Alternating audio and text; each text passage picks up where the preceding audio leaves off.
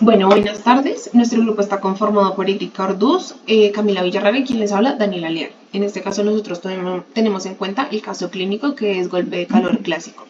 En este caso nosotros tenemos un paciente masculino de 68 años con enfermedad de Parkinson en tratamiento con anticolinérgicos. En este caso él llega al servicio de urgencias porque tiene la temperatura sobre 40,3 grados Celsius.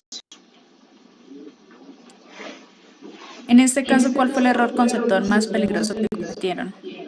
Para nosotros, desde un principio el paciente tenía la temperatura alta. Como ya lo dije anteriormente, la tenía sobre 40,3 grados Celsius y nuestra única relación fue que el paciente tenía fiebre, entonces que era temperatura alta igual a fiebre. Pero entonces nos dimos cuenta que nos estábamos yendo por el camino equivocado porque realmente no nos fijamos en por qué es que estaba aumentando la temperatura.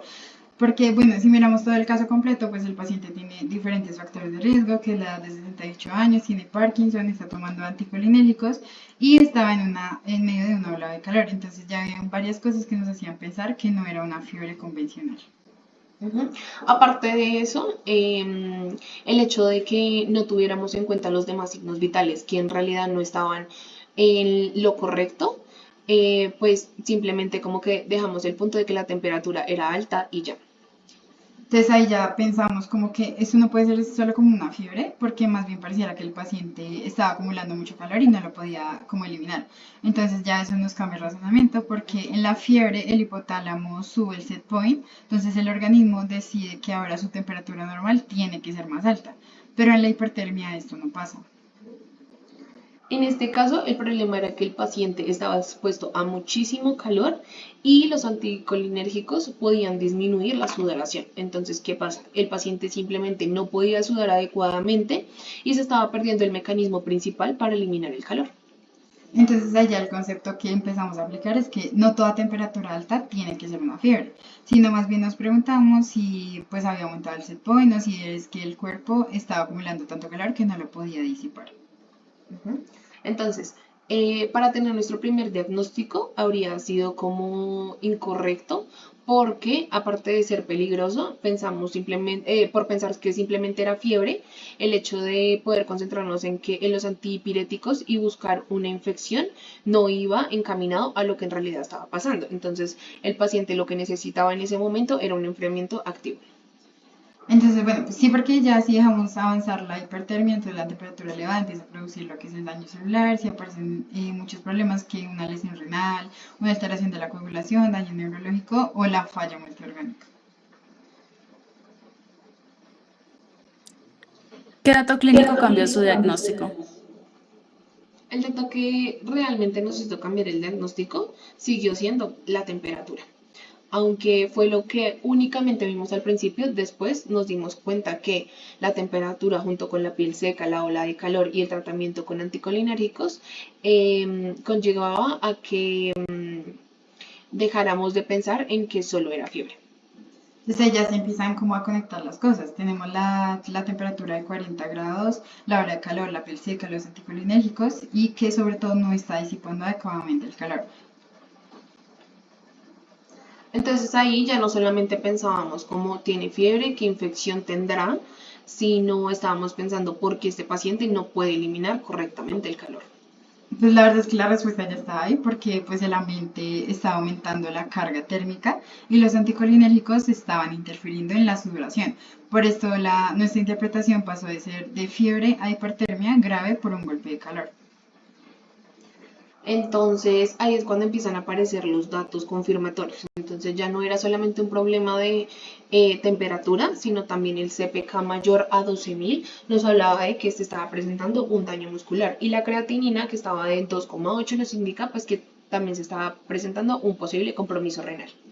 También se ve que al paciente le disminuyen las plaquetas y él empieza a tener un deterioro neurológico progresivo. Entonces ahí ya vemos que la hipertermia está produciendo es un daño sistémico.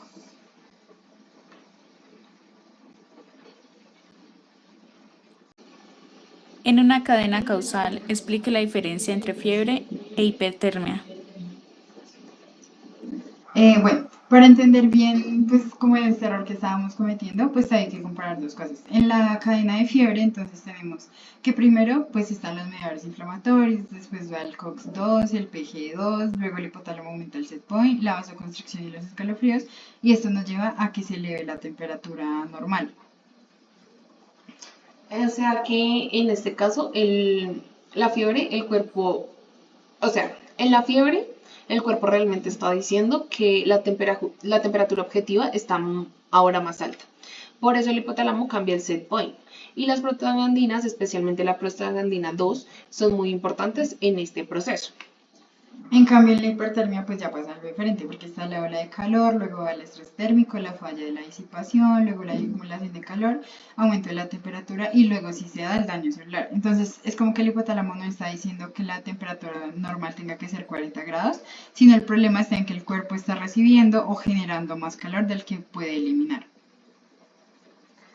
En este caso, el paciente, en este caso, el paciente todavía sigue utilizando los anticolinérgicos y pues empieza a reducir la sudoración. Entonces disminuye la pérdida de calor por evaporación. Entonces podemos resumirlo de tal manera. Entonces la fiebre sube el set point y el cuerpo intenta alcanzar esta nueva temperatura. Y la hipertemia, el set point no aumenta en lo absoluto, el cuerpo simplemente se sobrecalienta porque no logra disipar el calor correctamente.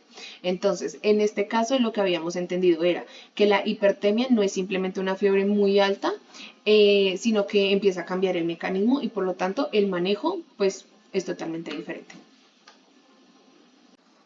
A continuación, pues seguiré con el caso clínico que mis compañeras estaban presentando.